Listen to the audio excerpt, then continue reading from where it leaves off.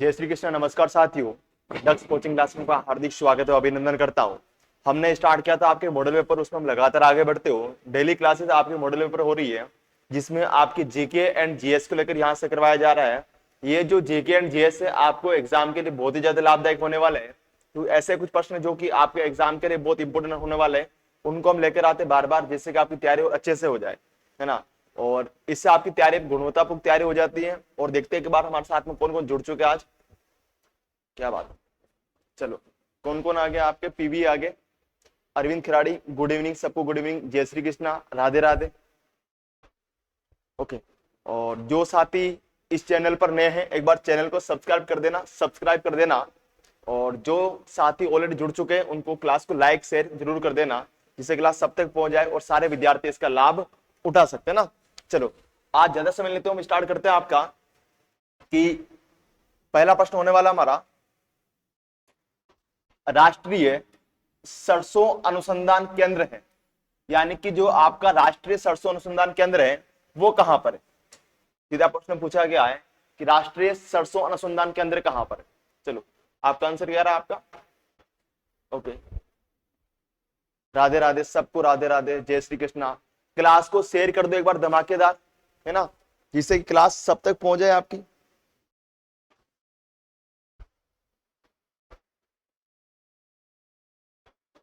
Okay, इसका answer क्या होगा बताना जल्दी से कमेंट में कि इसका आंसर क्या होने वाला आपका। अगर इसके बारे में बात करें आपके, तो देखो कि आपका राष्ट्रीय सरसों अनुसंधान केंद्र, सरसों अनुसंधान केंद्र ये कहां पर आपका, सेवर भरतपुर में। कहां पर आपका, सेवर भरतपुर में। कहां पर आपका, सेवर भरतपुर में, सेवर भरतपुर में। कहां पर आपका, सेवर भरतपुर में। फिर आपसे पूछा जाता है कि राष्ट्रीय बीजीय मसाला अनुसंधान केंद्र, क्या पूछा जाता है आपसे।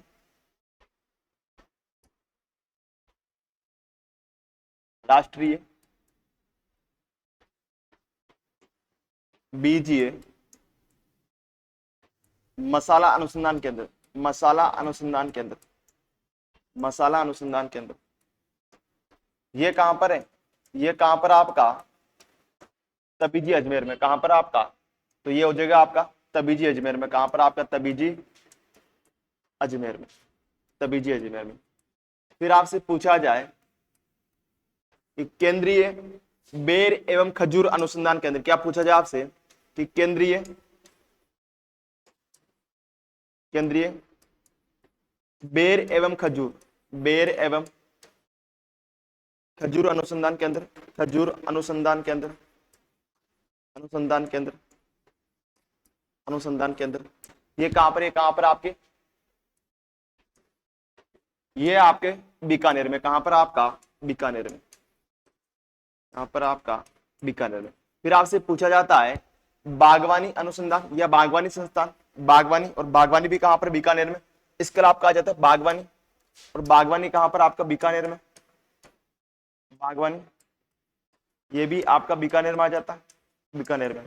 फिर आपसे पूछा जाता है, ऐसे कुछ संस्थान और आते हैं, जैसे आपसे पूछा जाता है कि जवार अनुसंधान केंद्र, क्या आ जाता है आपका, देखो जवार अनुसंधान केंद्र ये कहां पर आपका, तो जवार अनुसंधान केंद्र कहां पर आपका, तो वल्लभनगर उदयपुर में। कहां पर आपका, वल्लभनगर उदयपुर में। जवार अनुसंधान केंद्र आपका वल्लभनगर उदयपुर में, वल्लभनगर उदयपुर में। फिर आता आपका बाजरा अनुसंधान केंद्र, बाजरा अनुसंधान केंद्र, और ये कहां पर है, कहां पर, मंडोर जोधपुर में। कहां पर आपका, मंडोर जोधपुर में। अनुसंधान केंद्र कहां पर आपका, मंडोर जोधपुर में, मंडोर जोधपुर में। फिर आ जाता आपका मक्का अनुसंधान केंद्र, मक्का अनुसंधान केंद्र, और ये कहां पर आपका मक्का अनुसंधान केंद्र है, ये कहां पर, ये कहां पर आपका, बांसवाड़ा में। कहां पर आपका, बांसवाड़ा में। ऐसे ही क्या है, तो राजस्थान में कुछ अनुसंधान केंद्र है जो आपसे एग्जाम पूछे जाते हैं, कौन सा अनुसंधान केंद्र कहां पर है। तो देखो चलो इसका आंसर क्या होगा आपका, सेवर कहां पर आपका, भरतपुर में, यानी ऑप्शन नंबर बी। जिनका भी आंसर बी था उनका आंसर बहुत ही प्यारा था, है ना। क्लास को लाइक जरूर करना, शेयर जरूर करना, जिससे क्लास सब तक पहुंच जाए। और एक बार धमाकेदार क्लास को शेयर कर दी जाए। कैमरा क्वालिटी अच्छी करो सर प्लीज। सही दिखाई नहीं दे रहा है क्या आपको?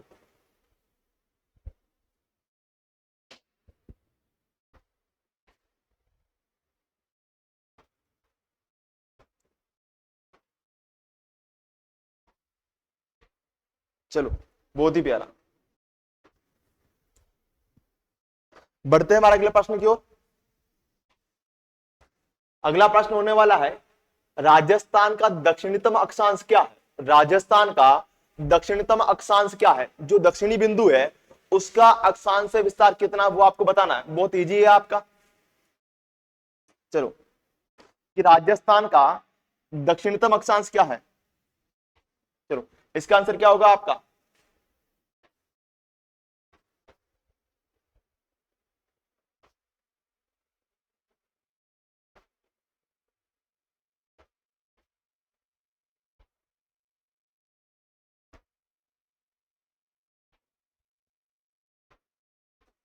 हाँ, चलो, दुर्गेश बोल रहे सही है। ओके, दुर्गेश का आंसर सी आ रहा है आपका। दुर्गेश का आंसर सी आ रहा है। और बहुत ही प्यारा। चलो देखते हैं इसके बारे में। अगर बात करें आपके राजस्थान की दक्षिणतम अक्षांश के बारे में, तो देखो ये आपके राजस्थान का मैप हो जाएगा इस टाइप से। ये आपका क्या है, तो क्या है राजस्थान का, क्या है आपका मैप। इस टाइप से क्या हो जाएगा, आपके राजस्थान का पूरा मैप हो जाएगा। मान लो ये आपका सही नहीं बना, वापस बना।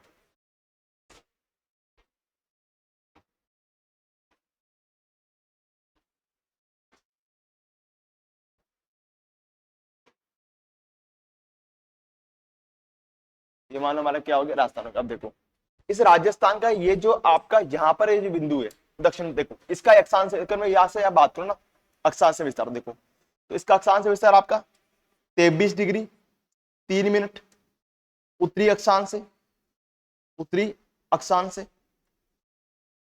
उत्तरी अक्षांश से 30 डिग्री 30 डिग्री 30 डिग्री 12 मिनट उत्तरी अक्षांश, उत्तरी अक्षांश, उत्तरी अक्षांश। अगर देशांतर विस्तार के बारे में बात करो आपका, तो ये हो जाएगा आपका 69 डिग्री 30 मिनट पूर्वी देशांतर से, पूर्वी देशांतर से 78 डिग्री 17 मिनट पूर्वी देशांतर, 78 डिग्री 17 मिनट क्या आपका पूर्वी देशांतर है, पूर्वी देशांतर है।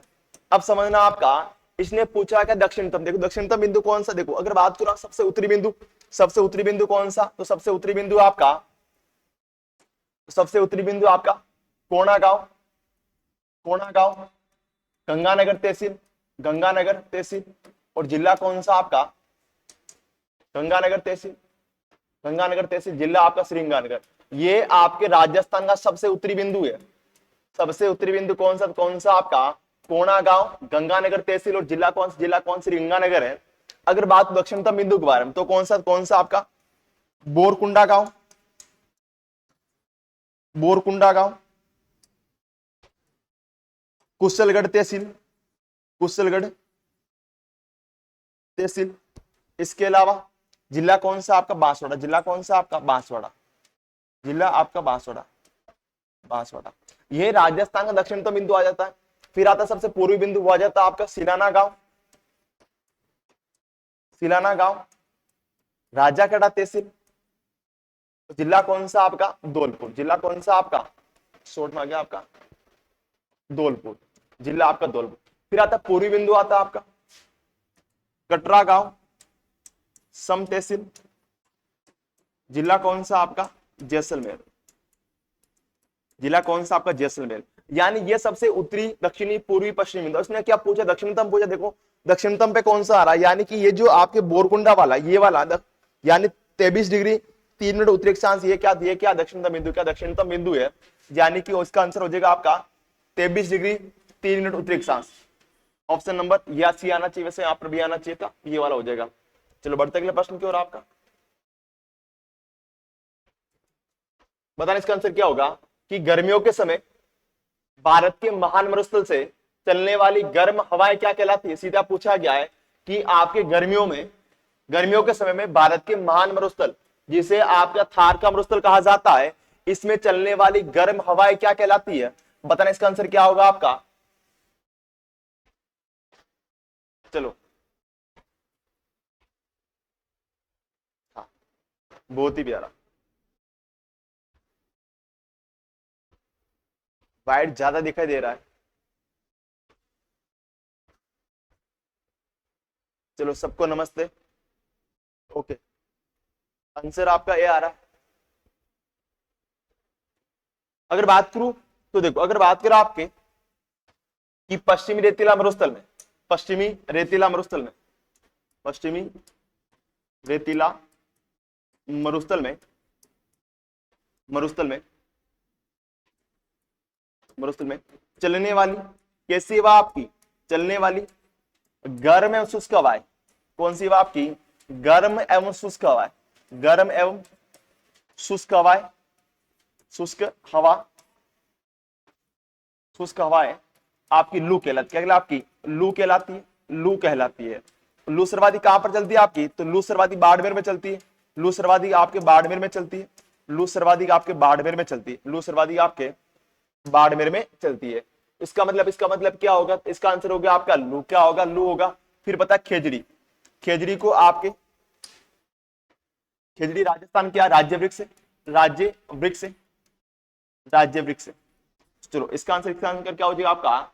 इसका आंसर हो जाएगा आपका ऑप्शन नंबर ए। बढ़ते हैं हमारे अगले प्रश्न की ओर। अगला प्रश्न क्या कह रहा है आपका, समझना।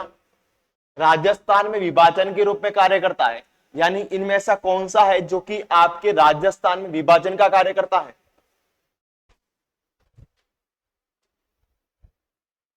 इनमें से कौन सा है जो राजस्थान विभाजन के रूप में कार्य करता है? बहुत ही प्यारा क्वेश्चन है आपका। विभाजन के रूप में क्या करता, कार्य करता? ये कैसे करता वो भी हम समझेंगे। ये कैसे आपके राजस्थान विभाजन के रूप में कार्य करता है। चलो, इसका आंसर क्या दे रहे हो आप? हाँ, खेजड़ी आपका राज्य वृक्ष है। ओके, प्रियंका कुमारी मीना का आंसर आपका डी आ रहा है। दुर्गेश का आंसर डी आ रहा है। पापा की शेयर नहीं, क्या बात है। इनका आंसर भी आपका सही आ रहा है, यानी कि किरण कुमावत का आंसर डी आ रहा है। दुर्गेश का आंसर आपका अरावली आ रहा है। अगर बात करें तो सबका आंसर क्या आ रहा? सेम आ रहा है। लगभग आपका आंसर सबका क्या सही होने वाला है। अगर बात करूं आप क्या समझना, ये जो आपका राजस्थान,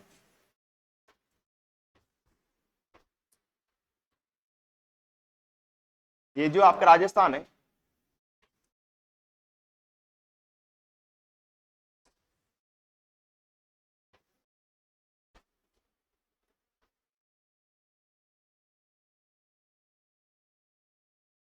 ये जो राजस्थान, अब देखो इसके मध्य में कौन सी पर्वतमाला गुजरती है आपकी? अरावली पर्वतमाला गुजरती है। कि ये राजस्थान के मध्य से अरावली पर्वतमाला गुजरती है। अब समझना, ये अरावली पर्वतमाला ये क्या करती है? ये क्या करती है? राजस्थान को विभाजन के रूप में कार्य करती। समझना कैसे? अब यानी कि जो अरावली पर्वतमाला के पश्चिम है, ये आपका पश्चिमी राजस्थान कहलाता है। ये आपका पश्चिमी राजस्थान कहलाता है। पश्चिमी राजस्थान कहलाता है।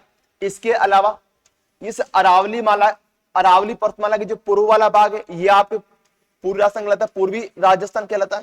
पूर्वी राजस्थान कहलाता है। इसके अलावा बात करें कि इसी अरावली पर्वतमाला के समानांतर, इसी अरावली पर्वतमाला के समानांतर 50 सेंटीमीटर, 50 सेंटीमीटर समवर्षा गुजरती है। 50 सेंटीमीटर समवर्षा गुजरती है। कि अरावली के समानांतर 50 सेंटीमीटर समवर्षा रेखा गुजरती है। समवर्षा रेखा गुजरती है। वर्षा रेखा गुजरती है, जो क्या करती है? राजस्थान को दो भागों में बांटती है। इधर आपका पश्चिमी राजस्थान, उधर कौन सा? पूर्वी राजस्थान। अभी क्या होता है कि जो पश्चिमी राजस्थान है, यहाँ पर वर्षा क्या होती है? तो यहाँ पर जो वर्षा होती है, ये 50 सेंटीमीटर से क्या होती है? 50 सेंटीमीटर से कम होती है। 50 से क्या होती? माइनस, यानी 50 से क्या होती? कम होती है। और जो पूर्वी राजस्थान, यहाँ पर वर्षा क्या होती है? यहाँ पर वर्षा क्या होती है आपकी? 50 सेंटीमीटर से अधिक। क्या होती है? 50 सेंटीमीटर से क्या होती है? अधिक होती है। इसका मतलब क्या हो गया कि ये जो अरावली पर्वतमाला है, ये राजस्थान में क्या करती है? तो राजस्थान में जल विभाज्य कार्य भी करती है, जल विभाजक रेखा कार्य भी करती है।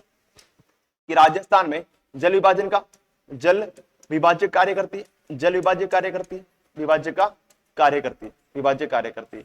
यानी कि इसके पश्चिम में आपकी 50 सेंटीमीटर से कम वर्षा होती है, और पूर्व में इसके 50 सेंटीमीटर से क्या होती है? अधिक वर्षा होती है।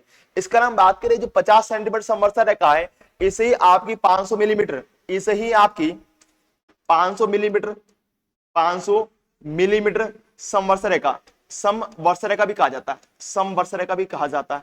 इसको 500 मिलीमीटर समवर्ष रेखा क्यों कहा जाता है? क्योंकि 1 सेंटीमीटर में 10 मिलीमीटर होते हैं, तो 50 में कितने आपके 500 मिलीमीटर आपके हो जाएंगे। इसका आंसर क्या होगा? इसका आंसर होगा ऑप्शन नंबर डी, अरावली पर्वत। क्या होगा? अरावली पर्वतमाला, यानी ऑप्शन नंबर डी। बढ़ते अगले प्रश्न की ओर आपका। हाँ, निम्नलिखित में से कौन सा राज्य राजस्थान के साथ सीमा साझा नहीं करता है? बहुत ही इजी प्रश्न है आपका। अब देखना कि जैसे आपकी नवीन संभाग व्यवस्था प्रारंभ हुई, इसके बाद आपकी सीमाओं के लेकर प्रश्न जरूर पूछा जाएगा, क्योंकि इसमें बहुत सारा बदलाव आपका हो चुका है। तो इतना इजी प्रश्न किसी गलत नहीं होना चाहिए। सीधा पूछा कि राजस्थान किस राज्य के साथ सीमा साझा नहीं करता है, यानी कि सीमा आपकी नहीं बनाता है। चलो, इसका आंसर क्या होगा आपका? क्या बात है, बहुत ही भाई स्थिति आपके सही होगी है, बहुत ही। एसएल खेराड़ी, बहुत प्यारा, क्या बात है। लगभग इसमें भी आंसर सबका क्या आ रहा है। अब ए कौन कर रहा है? चलो हाँ, ए तो सही है, बी वालों चलो। एसएल खिलाड़ी का सही यार, दुर्गेश। चलो, लगभग सबका आंसर क्या आ रहा? सेम आ रहा है। क्लास को शेयर कर दे, उपस्थिति को बढ़ा दे, जिससे एनर्जी अच्छी आ गई तो पढ़ने का मजा भी कुछ अलग आएगा। अगर मैं बात करूं, समझना एक बार कि ये जो हमारा राजस्थान है, मैं डायरेक्ट बना दूं आपका कि अगर राजस्थान की बात करूं, जो राजस्थान है कि राजस्थान की स्थलीय सीमा, राजस्थान की कुल स्थलीय सीमा, राजस्थान की जो कुल स्थलीय सीमा है, कुल स्थलीय सीमा की लंबाई, सीमा की लंबाई कितनी है आपकी? 5920। कितनी आपकी? 5920 किलोमीटर है। राजस्थान की स्थलीय सीमा कुल लंबाई 5920 किलोमीटर है। इस 5920 किलोमीटर को पुणे कितने भागों में बांटा गया? आपके दो भागों में बांटा गया। एक तो आ जाएगा आपकी अंतरराज्य सीमा, अंतरराज्य सीमा, अंतरराज्य सीमा। दूसरी आ जाएगा आपकी अंतरराष्ट्रीय सीमा, अंतरराष्ट्रीय सीमा, अंतरराष्ट्रीय सीमा। अब आपको सबको पता है कि अंतरराज्यीय सीमा किसे कहा जाता है? कि वह सीमा जो किसी अन्य राज्य के साथ लगती है वह आपकी अंतरराज्यीय सीमा कहलाती है, और वह सीमा जो अन्य देश के साथ लगती है वह आपकी अंतरराष्ट्रीय सीमा कहलाती है। अगर बात करूं इसके बारे में, तो अन्य देश का लगती है, अन्य देश के साथ लगती है, देश के साथ लगती है, जबकि अन्य अंतरराज्यीय सीमा आपके अन्य राज्य के साथ लगती है, अन्य राज्य के साथ लगती है, राज्य के साथ लगती है। अब देखो, यानी कि जो आपकी राजस्थान की अंतरराज्यीय सीमा है, इसकी कुल लंबाई है कितनी है? कितनी है आपकी? 4850 किलोमीटर। कितनी है? 4850 किलोमीटर, 4850 किलोमीटर की राजस्थान की अंतरराज्यीय सीमा कुल लंबाई 4850 किलोमीटर है। अगर बात करूं अंतरराष्ट्रीय सीमा के बारे में, तो अंतरराष्ट्रीय सीमा कुल लंबाई कितनी आपकी? 1070 किलोमीटर। कितनी? 1070 किलोमीटर, 1070 किलोमीटर। और यदि आप 1070 और 4850 को आपस में जोड़ते तो कितना आएगा आपका? तो आपका 5920 किलोमीटर आ जाएगा। अगर हम बात करें अंतरराज्यीय सीमा के बारे में, तो राजस्थान 5 राज्यों के साथ, राजस्थान 5 राज्यों के साथ, 5 राज्यों के साथ अंतरराज्यीय सीमा बनाता है, के साथ अंतरराज्यीय सीमा बनाता है, अंतरराज्यीय सीमा बनाता है, जिन्हें आपके पड़ोसी राज्य कहा जाता है, जिन्हें पड़ोसी राज्य कहा जाता है, जिन्हें पड़ोसी राज्य कहा जाता है, पड़ोसी राज्य कहा जाता है, पड़ोसी राज्य कहा जाता है। कि राजस्थान 5 राज्यों के साथ अंतरराज्यीय सीमा बनाता है, जिन्हें आपके पड़ोसी राज्य कहा जाता है। सबसे पहला बात तो सबसे पहला आएगा आपका, तो सबसे पहला आपका आएगा, वो आएगा आपका पंजाब उत्तर में, पीबी।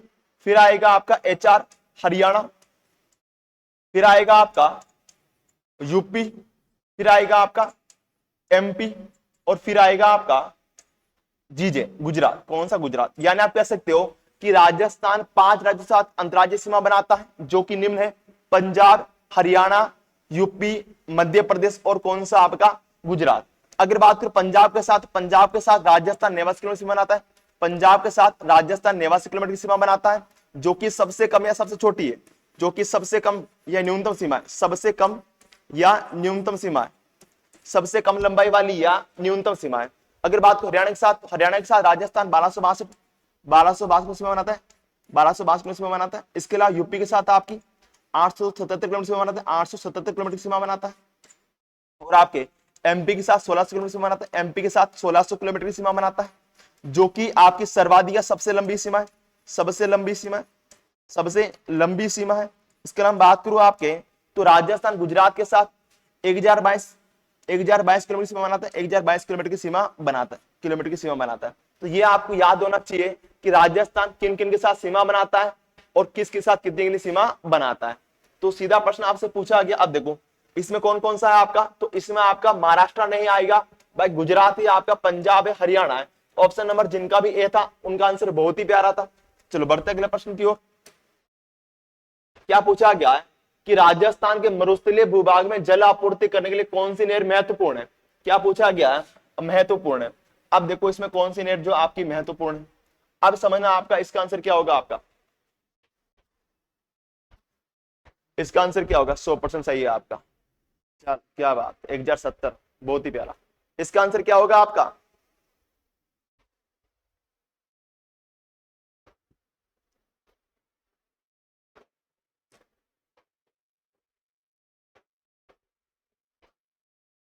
चलो किरण कुमावत का आंसर भी आ रहा है, क्या बात है।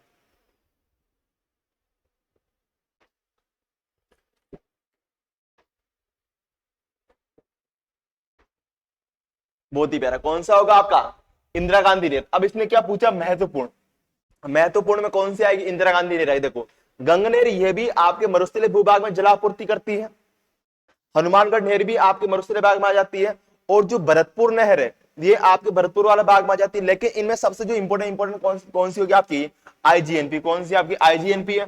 इसकी हमने कितनी बार चर्चा भी की है, इसे आपकी राजस्थान की जीवन रेखा, इसी आईजीएनपी को राजस्थान की जीवन रेखा, जीवन रेखा, या इससे आपकी मरु गंगा कहा जाता है, मरु गंगा कहा जाता है, मरु गंगा कहा जाता है, गंगा कहा जाता है, कहा जाता है। तो इसका आंसर क्या होगा आपका, ये वाला आप पर बी आ रहा है। बाकी जिसका आंसर इसको माना जाएगा इंदिरा गांधी नहर, उनका आंसर क्या था, बहुत ही प्यारा और बहुत सही माना जाएगा। बढ़ते अगले प्रश्न की ओर आपका। अब पूछा गया है बताना कि निम्नलिखित में से राजस्थान की सबसे लंबी नदी कौन सी है। क्या पूछा गया है, राजस्थान की सबसे लंबी नदी कौन सी है, यानी सी कौन सी नदी है जो राजस्थान की सबसे लंबी नदी है।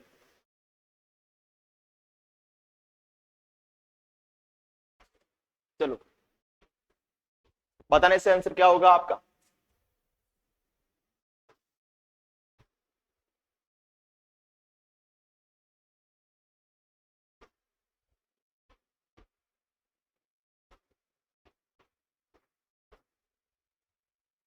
चलो आईजीएनपी को विस्तार बता दो ना, अगली बार जब भी आईजीएनपी आएगा, आईजीएनपी आएगी आपकी इंदिरा गांधी नहर, तब इसको विस्तार में बता दिया जाएगा। ओके, इसका आंसर क्या आ रहा आपका, बी आ रहा, बी आ रहा, बी आ रहा। ओके, फिर लूनी वाले कौन हो,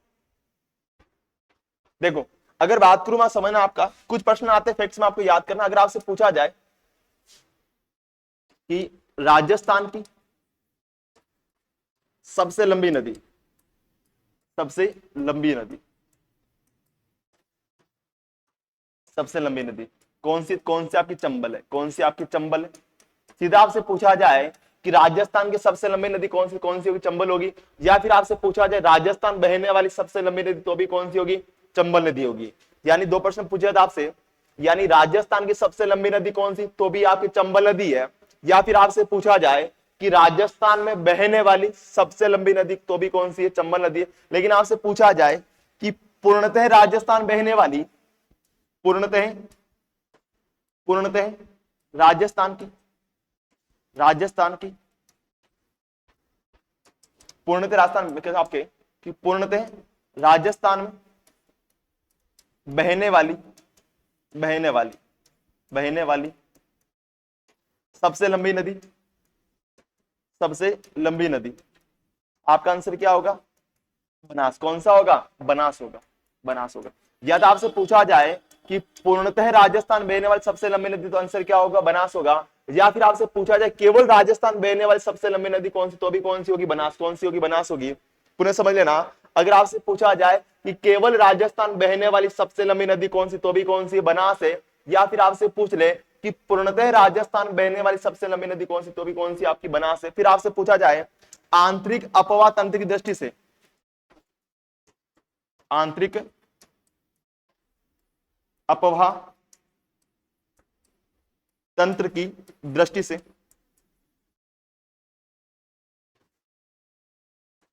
की दृष्टि से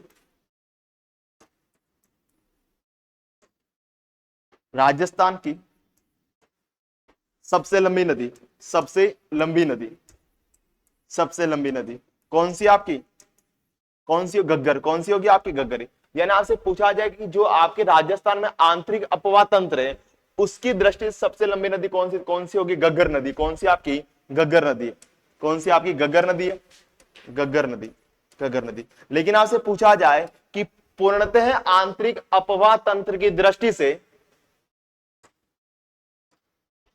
पूर्णतः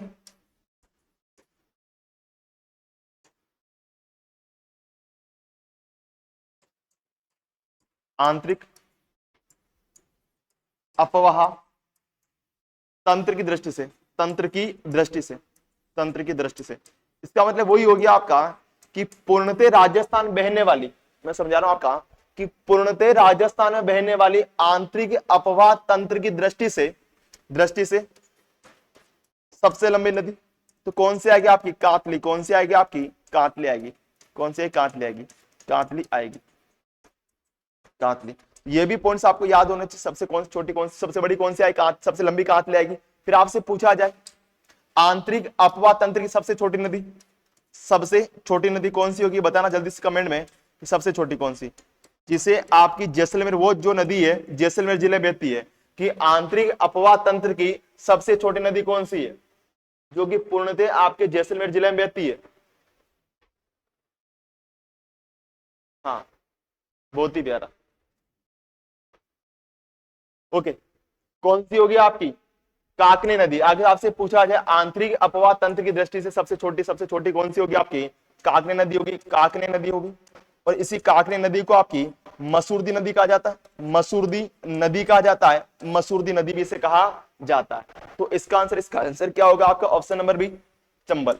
चलो बढ़ते अगले प्रश्न की ओर। अगला प्रश्न क्या कह रहा है आपका, हाँ, राजस्थान के किस क्षेत्र में बहुतायत में काली मिट्टी पाई जाती, किसी का गलत नहीं होना चाहिए। इस प्रश्न की हमने कितनी बार व्याख्या भी की है कि राजस्थान में किस क्षेत्र में आपकी काली मृदा का विस्तार है, काली मृदा का क्या है आपका विस्तार। चलो, हाँ, काकनी नदी जिससे आपकी मसूरदी नदी भी कहा जाता है, बहुत ही प्यारा। इसका आंसर क्या होगा बताना जल्दी से, इसका आंसर क्या होने वाला आपका,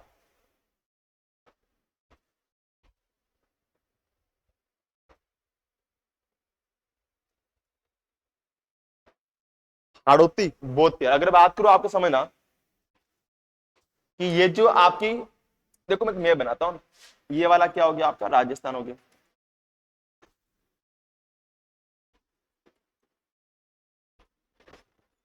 ये जो आपका राजस्थान, आप समझो इस राजस्थान में आपका ये मध्य में आपकी अरावली पर्वतमाला होगी आपकी, ये आपकी अरावली पर्वतमाला होगी, अरावली पर्वतमाला। अब समझो ये वाला हाड़ौती पठार हो गया आपका, और ये वाला मान लो पूर्व का मैदान, ये वाला आपका पूर्व का मैदान हो गया आपका, ये मध्य में अरावली होगी आपकी, अरावली।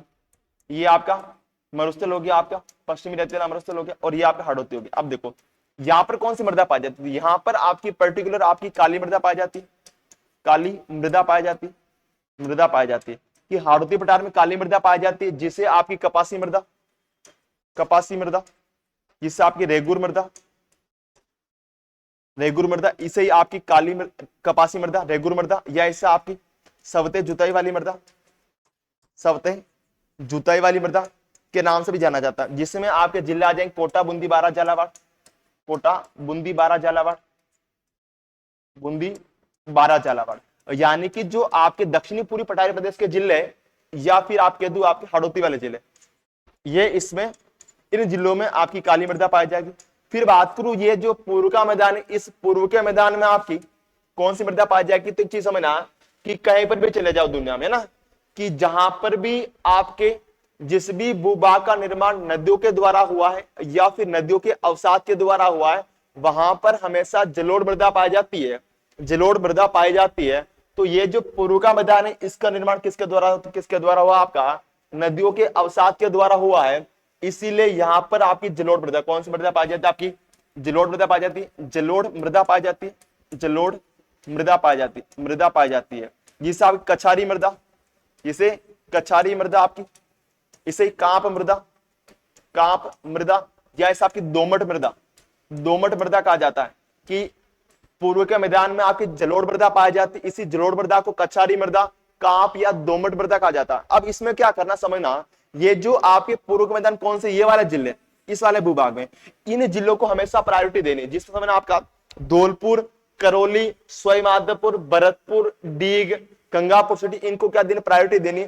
यानी कि मुख्यतः आपकी इन जिलों में जलोढ़ मृदा या कछारी, कांप, दोमट मृदा पाई जाती है। फिर बात करूं ये जो अरावली पर्वतीय प्रदेश या अरावली में ना, इस अरावली में आपकी पर्वतीय मृदा, कौन सी मृदा पाई जाती है, आपकी पर्वतीय मृदा, जिसमें मुख्य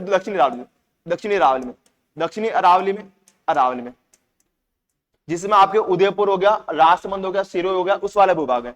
दक्षिणी अरावली में आपकी पर्वतीय मृदा पाई जाती है, पर्वतीय मृदा पाई जाती है। और इसी पर्वतीय मृदा को लाल मृदा कहा जाता है। अगर बात करूं फिर इस क्षेत्र में जो आपका पश्चिम रेतीला मरुस्थल है, यहाँ आपकी रेतीली बलुई मृदा पाई जाती है, रेतीली बलुई मृदा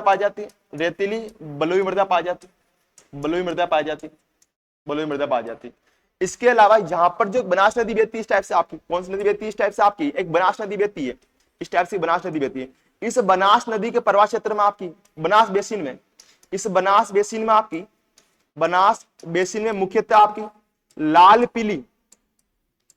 पीली या जिसे कहा जाता है भूरी मृदा, लाल पीली या भूरी मृदा का विस्तार है। यानी ये जो कुछ बड़ी बड़ी मिट्टियां आपकी मिट्टी है या मृदा है, इनके बारे में आपको पता होना चाहिए कौन सी कहां पर पाई जाती है।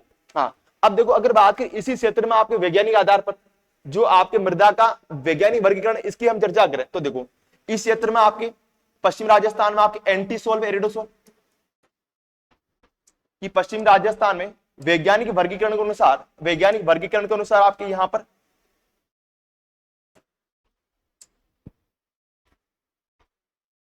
के अनुसार आपके यहां पर एंटीसोल व एरिडोसोल,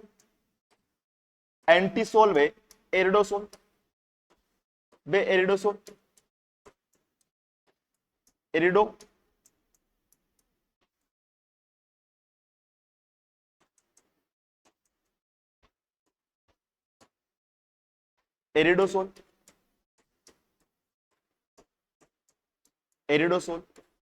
पश्चिमी राजस्थान पाई जाती है। इसके अलावा बात को अरावली में आपकी इंसेप्टिसोल पाई जाती है,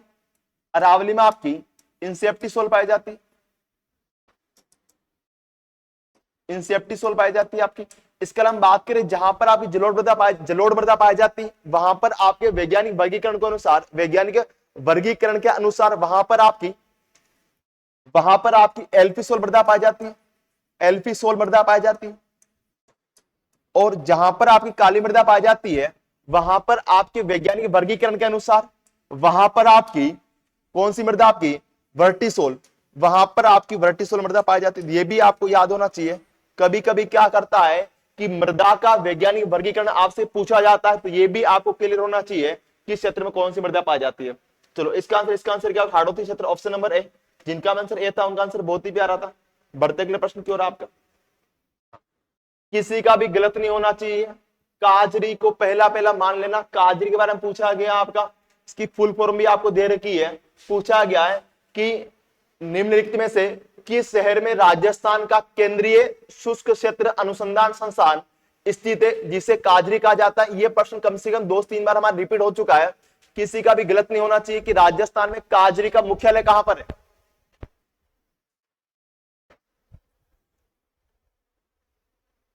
चलो क्या बात है।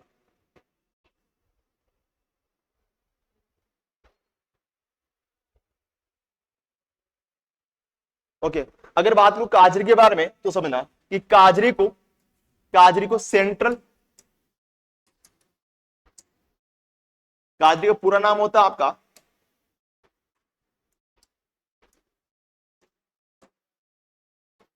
Central arid zone research institute.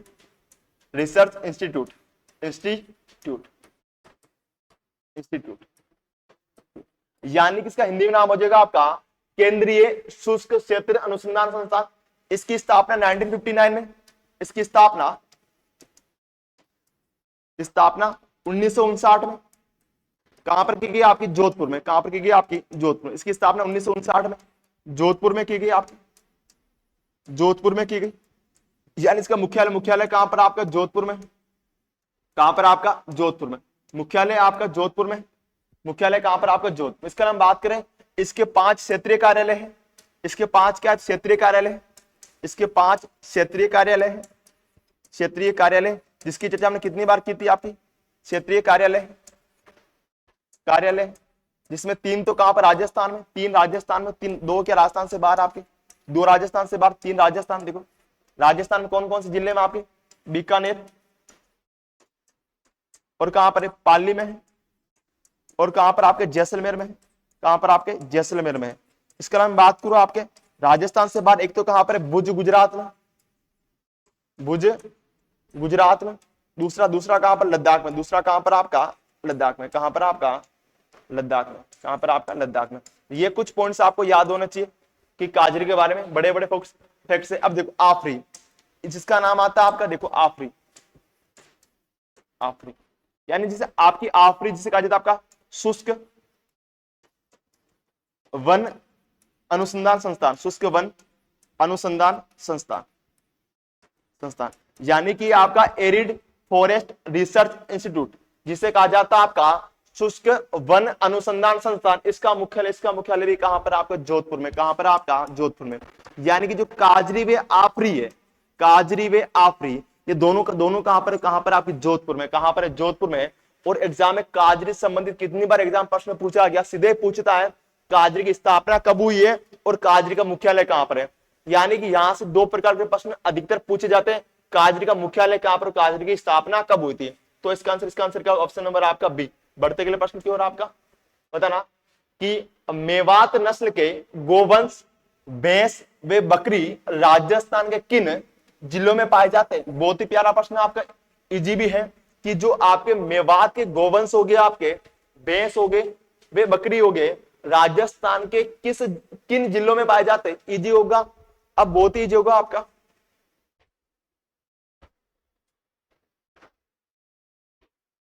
क्या बात है, लोगर लाल मीणा ने आंसर दे दिया आपका, पापा की शेरनी ने आंसर दे दिया।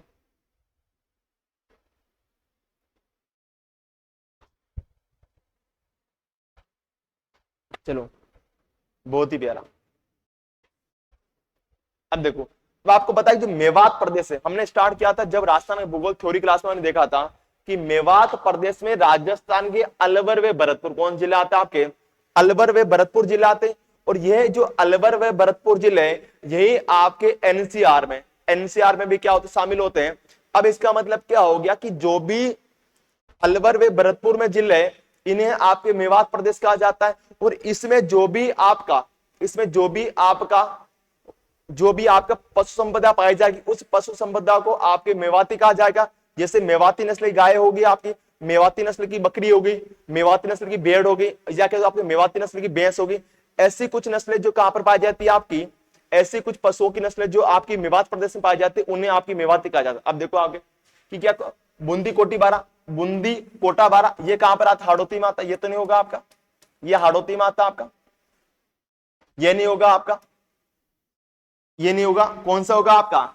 अलवर भरतपुर, और कौन सा आपका? धौलपुर। कौन सा होगा आपका? अलवर भरतपुर और धौलपुर, यानी ऑप्शन नंबर सी। क्योंकि जो अलवर व भरतपुर जिले ये आपके मेवात में शामिल होता है, आपके मेवात प्रदेश शामिल होते, मेवात प्रदेश में शामिल होते, मेवात प्रदेश में शामिल होते, मेवात प्रदेश में क्या होता है आपके? शामिल होते। तो अब इसमें जो भी आपका वंश पाया जाएगा वो आपका वो क्या कहलाएगा? मेवाती नस्ल कहलाएगी, मेवाती नस्ल कहलाएगी, आपकी मेवाती नस्ल कहलाएगी, नस्ल कहलाएगी, नस्ल कहलाएगी। चलो इसका आंसर क्या होगा आपका? ऑप्शन नंबर सी होगा। चलो बढ़ते अगले प्रश्न की ओर। आपका क्या कह रहा है?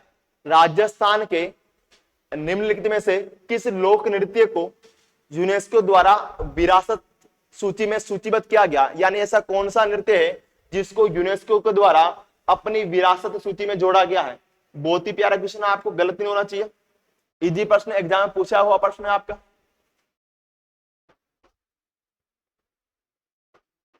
हाँ चलो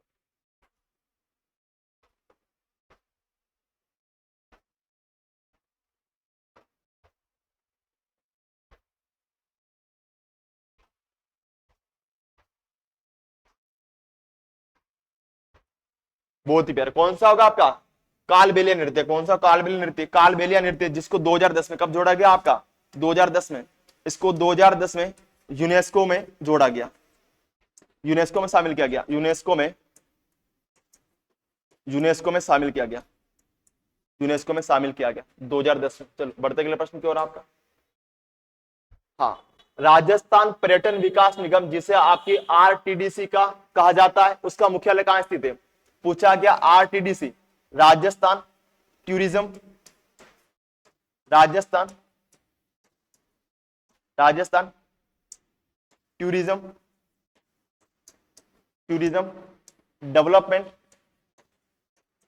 डेवलपमेंट कॉरपोरेशन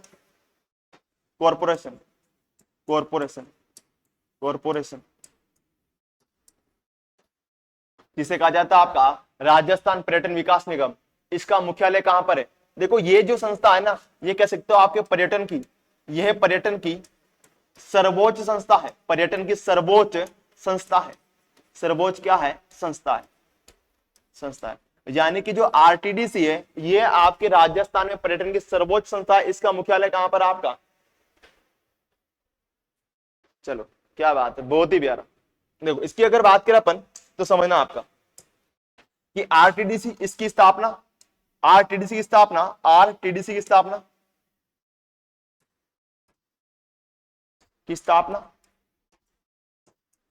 1978 में हुई थी। लेकिन इसने कार्य करना प्रारंभ, कार्य प्रारंभ 1 अप्रैल 1979 किया था। 1 अप्रैल 1979 को किया, 1979 किया था आपका, 1979 किया था। और इसका जो मुख्यालय, इसका मुख्यालय कहां पर आपका? इसका मुख्यालय आपका जयपुर में। कहां पर आपका? जयपुर में। ऑप्शन नंबर क्या होगा? जयपुर किसमें आ रहा है? ऑप्शन नंबर बी है हमारा, यानी ऑप्शन नंबर बी से ही माना जाएगा। चलो बढ़ते अगले प्रश्न की ओर आपका। हाँ, राजस्थान पर्यटन विकास निगम के प्रतीक चिन्ह है, यानी कि अभी जस्ट चर्चा की थी हमने आरटीडीसी के बारे में कि राजस्थान पर्यटन विकास निगम के प्रतीक चिन्ह लोगों में, चिन्ह आपके लोगों में निम्नलिखित में से कौन सा स्लोगन उल्लेखित है? पूछा गया आपका कि आपके जो आरटीडीसी है इसका जो लोगो है इसमें कौन सा स्लोगन आपका लिखा गया है? ये अच्छा प्रश्न, बताना इसका आंसर क्या होगा आपका?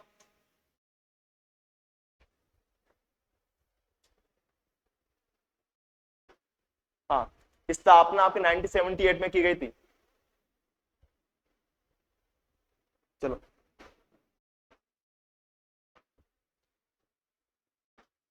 इसका आंसर क्या होगा आपका?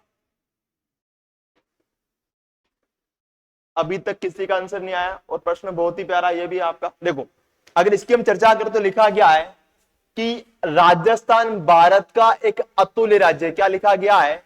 कि राजस्थान भारत का एक अतुल्य राज्य है। इसका मतलब हो गया है कि दी इनक्रेडिबल स्टेट ऑफ इंडिया, कि राजस्थान भारत का एक अतुल्य राज्य। इसका आंसर क्या होगा? ऑप्शन नंबर ए होगा। क्या होगा आपका? एक अतुल्य राज्य, अतुल्य राज्य। ये आपके स्लोगन में लिखा गया, आरटीडीसी के स्लोगन में लिखा गया। चलो बढ़ते अगले प्रश्न की ओर आपका। हाँ, बिल्कुल समझने वाला प्रश्न है आपका, हार्ड नहीं, बिल्कुल बेसिक प्रश्न है कि राजस्थान में बार बार अकाल पड़ने का प्रमुख कारण है, कि राजस्थान में जो अकाल पड़ने का प्रमुख कारण क्या है? बताना इसका आंसर क्या होगा आपका? कि राजस्थान में आपके बार बार अकाल क्यों पड़ता है? ऐसी क्या क्या कंडीशन है जिसके कारण राजस्थान में अकाल पड़ता है? बताना इसका आंसर क्या होगा आपका? इजी प्रश्न है, बिल्कुल बेसिक प्रश्न है, किसी गलत नहीं होना चाहिए आपका। ऐसे प्रश्न ही आपको नंबर देकर जाते हैं, है ना। ऐसे प्रश्न आपने गलत कर दिए मतलब आपका सिलेक्शन नहीं होगा, सीधी सी बात है। चलो क्या बात है, क्या बात है। गैरो मनीषा का आंसर आपका, गैरो मनीषा का आंसर आपका ए आ रहा है। ओके, दुर्गेश का आंसर ए आ रहा है। क्या बात है, अरे ए वालों, प्रियंका कुमारी मीना का आंसर भी आ रहा है। शाबाश, ए वालों सुधर जाओ। तो अगर बात कर देखो कि आपके राजस्थान में जो बार बार अकाल पड़ता है इसका एक कारण तो क्या? वनस्पति का अभाव। सही बात है कि आपके समझना कि जो भारतीय वन रिपोर्ट, अगर मैं बात करूं आपकी कि राजस्थान में जो आपकी भारतीय वन रिपोर्ट 2021 आई थी 7वीं भारतीय वन रिपोर्ट 2021 के अनुसार राजस्थान के कुल वन क्षेत्र के 9.60 कितना आपके 9.60% भाग पर आपके वन पाए जाते हैं, वन पाए जाते हैं। तो इसका मतलब क्या होगा कि राजस्थान कुल भूभाग के आपके 9.60% भाग पर आपके वन पाए जाते हैं। जबकि जो आपकी आपकी राष्ट्रीय वन नीति 1952 है, इसमें कहा गया था कि किसी भी राज्य के कुल भूभाग के कितने भाग पर आपके 33% भाग पर वन होना अनिवार्य, 33% भाग पर क्या होना अनिवार्य, वन होना अनिवार्य। यानी कि जो आपकी राष्ट्रीय वन नीति आई थी, इस राष्ट्रीय वन नीति में कहा गया कि किसी भी राज्य के कुल भूभाग के 33% भाग पर क्या होना चाहिए, वन होने चाहिए। लेकिन राजस्थान के 9.60 भाग पर ही क्या पाए जाते, वन पाए जाते। इसका मतलब क्या होगा, इसका मतलब ये होगा कि वनस्पति का हमारे यहाँ पर अभाव पाया जाता है। पहली बात होगी आपकी। दूसरा कह रहा है कि अरावली पर्वतमाला की अवस्थिति, बहुत सही बात है कि जो अरावली राजस्थान में कर्णवृत्त, अरावली राजस्थान में कर्णवृत्त रूप में फैली हुई है, कर्णवृत्त रूप में फैली हुई है, यही अवस्थिति है जिसके कारण आपके राजस्थान में वर्षा में विषमता पाई जाती है, वर्षा में असमानता पाई जाती है। इसका मतलब क्यों, क्योंकि जो आपकी अरावली पर्वतमाला, इसके पूर्व में तो क्या होती है, अच्छी वर्षा होती है, जबकि इसके पश्चिम में क्या होती है, वर्षा कम होती है। पश्चिम में वर्षा कम होने के कारण यहाँ पर आपकी क्या पाया जाता है, आपका अकाल आता है, बाढ़ आती है, अकाल आता है आपका बार बार। इसके मैं बात करूं कि जो आपका, हम चर्चा भी करेंगे जब कभी समय मिलेगा तब, कि जो आपका अरब सागर की शाखा आती है, ये अरब सागर की शाखा अरावली के समानांतर निकल जाती है। इस कारण आपके अरब सागर की शाखा के द्वारा राजस्थान वर्षा क्या होती है, बहुत ही कम पड़ती है, कम होती है। इस कारण भी आपके राजस्थान में अकाल पड़ने की संभावना बन जाती है। इसके अलावा कह रहा है कि वर्षा की कमी एवं अनियमितता, सही बात है कि राजस्थान वर्षा क्या होती, कम होती है, तथा उसकी अनियमितता भी है। यानी जो तीनों कारण, इन तीनों कारण से क्या हो सकता है, आपके राजस्थान में अकाल पड़ने की संभावना अधिक होती है, प्रमुख कारण है आपके। तो इसका आंसर क्या ऑप्शन नंबर डी होगा। चलो बढ़ते अगले प्रश्न के बारे में। आपका पूछा गया है कि राजस्थान की अधिकांश वर्षा किन मानसूनी पवनों से होती है। अब देखो कि राजस्थान में जो अधिकांश वर्षा होती है वो किन मानसूनी पवनों से होती है। राजस्थान में अधिकांश वर्षा किन मानसूनी पवनों से होती है। देखो एक तो आती है आपकी, एक तो वर्षा होती है आपकी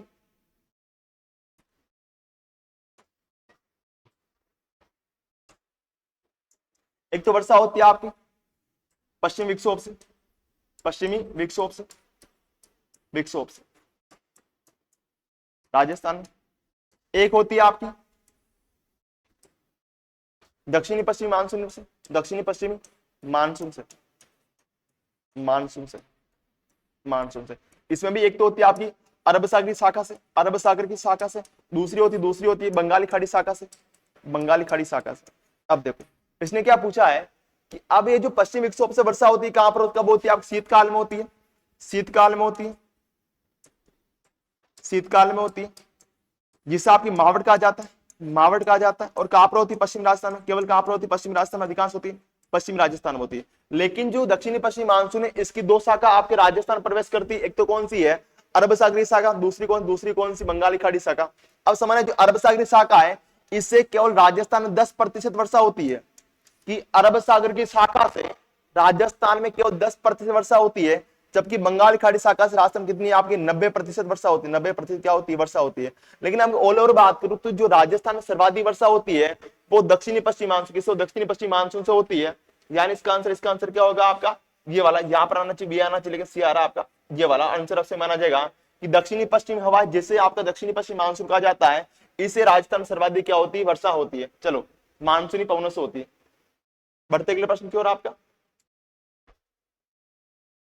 राजस्थान का क्षेत्रफल भारत के कुल क्षेत्रफल का कितना प्रतिशत है, बताना। इसका आंसर क्या होगा आपका, इजी प्रश्न है, बिल्कुल बेसिक सा प्रश्न है कि राजस्थान का कुल क्षेत्रफल भारत के कुल क्षेत्रफल कितना प्रतिशत है।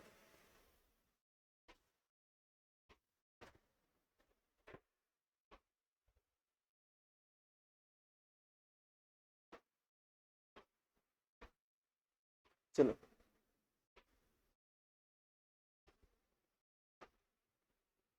हाँ, अगर बात कर देखना कि राजस्थान कुल क्षेत्रफल आपका, राजस्थान कुल क्षेत्रफल, राजस्थान का कुल क्षेत्रफल 3,42,239 वर्ग किलोमीटर, या 132 140 वर्ग मील है, वर्ग मील है, मील है, जो कि भारत के कुल क्षेत्रफल का, भारत के कुल क्षेत्रफल का, कुल क्षेत्रफल का 10.41% है, 41%, 10.41% है। यानी आप कह सकते हो कि जो भारत का कुल क्षेत्रफल है कितना आपका 32,87,263 वर्ग किलोमीटर का, वर्ग किलोमीटर कितना का आपका 10.41%, 4% किसके बराबर, किसके बराबर के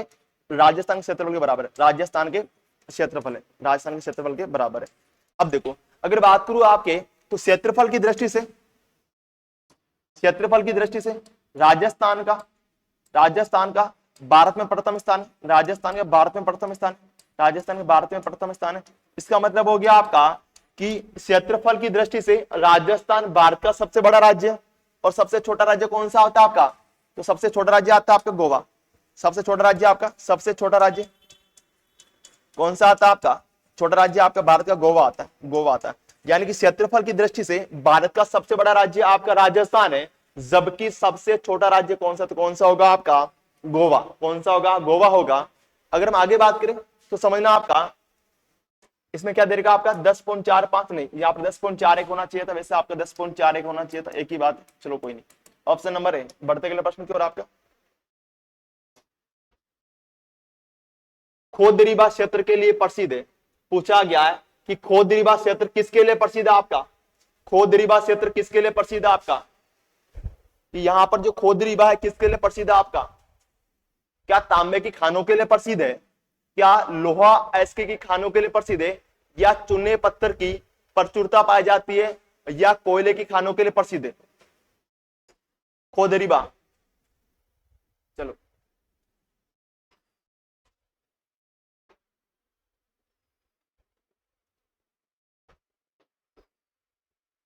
हाँ,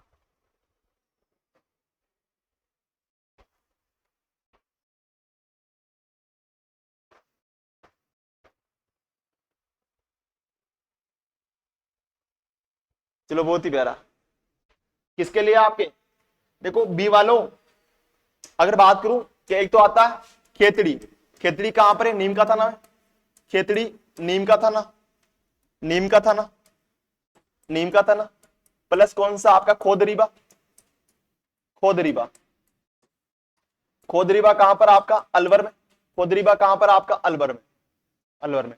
ये क्षेत्र, ये क्षेत्र किसके लिए प्रसिद्ध आपके, तो यह क्षेत्र आपके तांबे की खानों के लिए प्रसिद्ध है। और जो खेतड़ी है यहां पर तांबे की सबसे बड़ी खान है, ये खेतड़ी नीम का थाना में भारत की सबसे बड़ी खान, भारत की सबसे बड़ी तांबे की खान है। इसलिए यहां पर भारत सरकार के द्वारा हिंदुस्तान कॉपर लिमिटेड, पूछा जाता है आपका कि इसी खेतड़ी में भारत सरकार के द्वारा हिंदुस्तान, इसको छोड़ मिलता आपका HCL, यानी में आपका HCL हिंदुस्तान कॉपर लिमिटेड की स्थापना की गई, आपकी कब की गई थी 1967 में, 1967 में कि आपके भारत में, देख समझना कि इसी खेतड़ी नीम का थाना में भारत की सबसे बड़ी क्या है, तांबे की खान है। इसीलिए आपके भारत सरकार के द्वारा यहां पर हिंदुस्तान कॉपर लिमिटेड की स्थापना 1967 में की गई। तो सीधा पूछा जाता है राजस्थान हिंदुस्तान कॉपर लिमिटेड कहां पर है, तो कहां पर आपका नीम का थाना में। और स्थापना कब हुई थी इसकी स्थापना, तो इसकी स्थापना हुई थी आपकी 1967 में, कब 1967 में इसकी स्थापना हुई थी।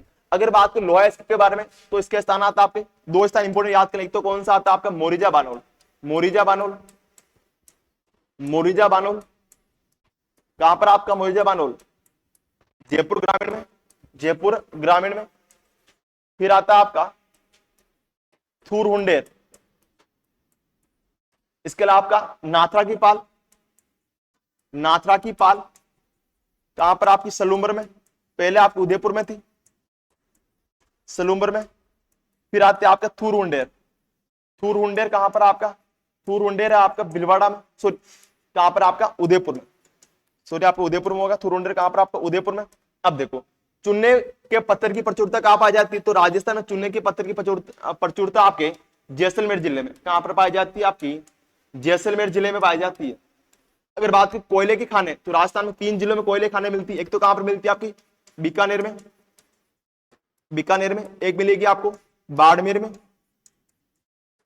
बाड़मेर में। एक आपको मिलेगी आपको नागौर में, नागौर में। अब देखो बीकानेर स्थान है आपका पलाना, पलाना, बरसिंहसर, बरसिंहसर। बाड़मेर आपका कपूरडी, कपूरडी, जालीपा, गिरल।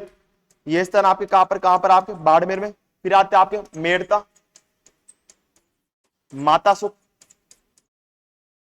मातासुक। ये स्थान कहां पर, ये स्थान कहां पर आपके नागौर में, जो कोयले के खानों के लिए प्रसिद्ध है। तो इसका आंसर क्या होगा आपका, ऑप्शन नंबर है। बढ़ते के लिए प्रश्न क्यों रहा आपका। 56 का मैदान, 56 मैदान का है ना, 56 मैदान का या 56 का मैदान का संबंध निम्न में से किस एक नदी से, पूछा गया आपका कि जो 56 का मैदान है इनका संबंध किस नदी से है। बताना इसका आंसर क्या होगा आपका। 56 का मैदान आपसे एग्जाम बार बार पूछा जाता है कि राजस्थान में 56 का मैदान कहां पर है और इसका संबंध किस नदी से है। हाँ, खेतड़ी तांबे के लिए आपका नीम का ताना, बहुत ही प्यारा। चलो माही, माही, माही। अगर बात करूं समझना, मैं लिख रहा हूं आपके कुछ मैदान लिख रहा हूं। देखो एक आता आपके माही नदी के द्वारा, माही नदी के द्वारा निर्मित मैदान, माही नदी द्वारा निर्मित मैदान आते हैं। सबसे पहला आता आपका 56 का मैदान, 56 का मैदान। जो 56 का मैदान है आपका, 56 का मैदान, तो समझना आपके कि माही नदी के द्वारा बांसवाड़ा व प्रतापगढ़ में, माही नदी के द्वारा बांसवाड़ा और प्रतापगढ़ में निर्मित मैदान को 56 का मैदान कहा जाता है। तो 56 का मैदान कहां पर आपके, 56 का मैदान आपके बांसवाड़ा प्रतापगढ़ में। कहां पर आपके, बांसवाड़ा व प्रतापगढ़ में, बांसवाड़ा व प्रतापगढ़ में, जो कि आपकी माही नदी के द्वारा निर्मित है। बांसवाड़ा व प्रतापगढ़ में, आपका प्रतापगढ़ में, जो कि आपकी माही नदी के द्वारा निर्मित है। और यह 56 नदी नालों का समूह है। 56 क्या है, नदी नालों या गांवों का समूह। 56 नदी नालों या गांवों का समूह कहा जाता है इस आपका, नदी नालों या गांवों का क्या समूह। फिर आता है काठल का मैदान। कौन सा आता है आपका, काठल का मैदान, काठल का मैदान। और ये कहां पर है, ये प्रतापगढ़ में। कहां पर, केवल प्रतापगढ़ में। कहां पर, केवल प्रतापगढ़ में।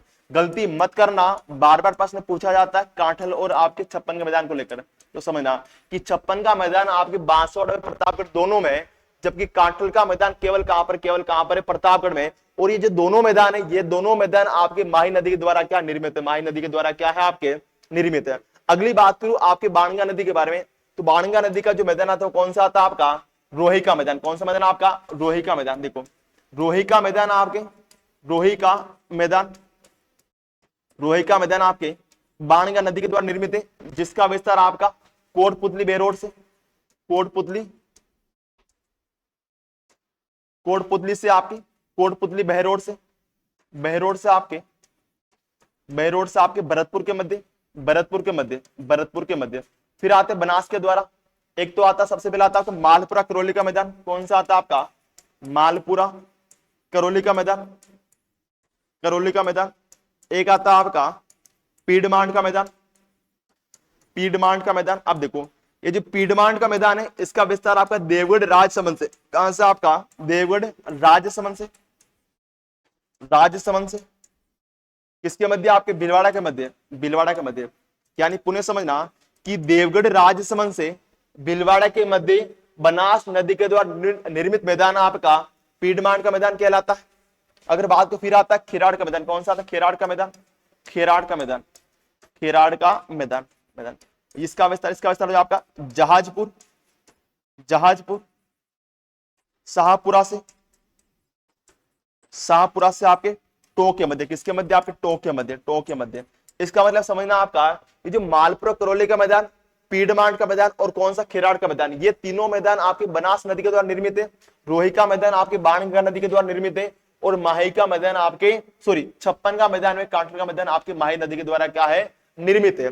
इसके अलावा हम बात करें आपका, तो देखो कि चंबल नदी आपके राजस्थान मैदान का निर्माण तो नहीं करती है, चंबल नदी राजस्थान मैदान का निर्माण तो नहीं करती है, लेकिन यह राजस्थान में उत्कात स्थलाकृति निर्माण करती है या बीहड़ का निर्माण करती है। तो हम कह सकते हैं चंबल नदी राजस्थान में, चंबल नदी राजस्थान में उत्कात स्थलाकृति के लिए, उत्कात स्थलाकृति के लिए इस्तेलाह कृति के लिए, इसके लिए आपके बीहड़, बीहड़ वे डांग के लिए, वे डांग के लिए प्रसिद्ध है। डांग के लिए क्या प्रसिद्ध है? डांग के लिए प्रसिद्ध है। यानी कि चंबल नदी राजस्थान में उत्खात इस्तेलाह करती बीहड़ वे डांग के लिए प्रसिद्ध है। और इसी आपसे पूछा डांग का राजा, डांग का राजा आपका धौलपुर कहा जाता है, डांग का राजा धौलपुर को कहा जाता है। और डांग की रानी, डांग की रानी आपकी, डांग की रानी आप करौली कहा जाता है, डांग की रानी आपकी करौली को कहा जाता है, रानी करौली को कहा जाता है, करौली को कहा जाता है। इसके अलावा बात करें डांग प्रदेश में आपकी धौलपुर, करौली, सवाई माधोपुर प्रदेश जिले शामिल होते हैं। किस डांग प्रदेश में आपके धौलपुर, करौली और सवाई माधोपुर जिले क्या शामिल होते हैं? इसको वेरी मुश्किल कर देना। चलो इसका आंसर क्या होगा आपका? तो ऑप्शन नंबर क्या होगा आपका? सी, माही नदी। चलो बढ़ते अगले प्रश्न की ओर। आपका निम्न में से किस जिले को राजस्थान में सर्वाधिक वर्षा प्राप्त होती है? बहुत ही प्यारा क्वेश्चन है, इजी क्वेश्चन आपका, गलत नहीं होना चाहिए। कि ऐसा कौन सा जिला है, ऐसा कौन सा जिला है, हाँ बहुत प्यारा, ऐसा कौन सा जिला है जिसको आपके सर्वाधिक वार्षिक वर्षा प्राप्त होती है? बहुत प्यारा, कौन सा होगा आपका? झालावाड़। सर्वाधिक वाला कौन सा? सर्वाधिक वाला झालावाड़। और न्यूनतम वाला कौन सा आपका? न्यूनतम वाला आपका जैसलमेर। कौन सा आपका? जैसलमेर, जैसलमेर। चलो बढ़ते अगले प्रश्न की ओर। इसका आंसर ऑप्शन नंबर आपका है। हाँ, कोपेन के वर्गीकरण के आधार लिखना, समझना, कोपेन के वर्गीकरण के आधार पर डूंगरपुर जिले के लिए क्वेश्चन उल्टा हो गया। सीधा आपसे पूछा गया है कि कोपेन का जो वर्गीकरण है पर निम्न में से कौन सा जलवायु प्रदेश है? समझना वैसे सीधा आपसे कि आपके जो कोपेन का जो वर्गीकरण है इसके अनुसार डूंगरपुर जिले में कौन सी जलवायु पाई जाती है? सीधा प्रश्न। देखो इसको हम समझना आपके एक बार। ये आपका राजस्थान हो गया। इस राजस्थान में ये जो आपका ये वाला भाग, इसको नाम दिया आपका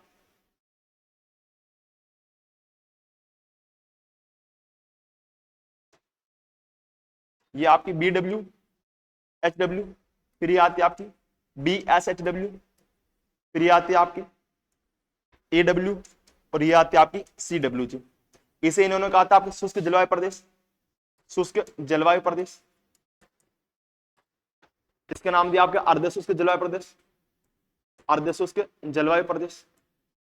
इसका नाम दिया ना आपके उपाद्र जलवायु प्रदेश, उपाद्र जलवायु प्रदेश। इसका नाम दिया आपका आर्द्र जलवायु प्रदेश, आर्द्र जलवायु प्रदेश। अब देखो इसमें आपके जिले शामिल होते हैं आपके डूंगरपुर, बांसवाड़ा, प्रतापगढ़, झालावाड़, कोटा झालावाड़, कोटा झालावाड़, झालावाड़। इसके अलावा आपका माउंट आबू सिरोही, माउंट आबू सिरोही। ये वाले क्षेत्र, इस वाले क्षेत्र में आपकी AW प्रकार की जलवायु पाई जाती है जिसे आपकी आर्द्र जलवायु प्रदेश कहा जाता है। और इसमें जिला कौन शामिल होगा? कौन जिला शामिल होगा आपका? इसमें आपका डूंगरपुर जिला शामिल होगा, यानी कि डूंगरपुर जिला आपके AW में शामिल होता है। ऑप्शन नंबर ए इजी है। इसकी चर्चा और कभी अच्छे से करेंगे इस प्रश्न को लेकर अपन, अभी थोड़ी समय की कमी है। चलो आज का हमारा अंतिम प्रश्न होने वाला है, वो होने वाला आपका कि निम्नलिखित में से कौन सी नदी कामधेनु नदी भी कहलाती है? क्या पूछा गया है कि निम्नलिखित में से कौन सी नदी कामधेनु नदी भी कहलाती है, यानी किस नदी को आपकी कामधेनु नदी कहा जाता है? चलो इनके बारे में बात कुछ समझना कि बनास को वर्णासा, वर्णासा या वशिष्ठी कहा जाता है, वशिष्ठी कहा जाता है, वशिष्ठी कहा जाता है। जबकि आपको चंबल को राजस्थान की कामधेनु, राजस्थान की कामधेनु,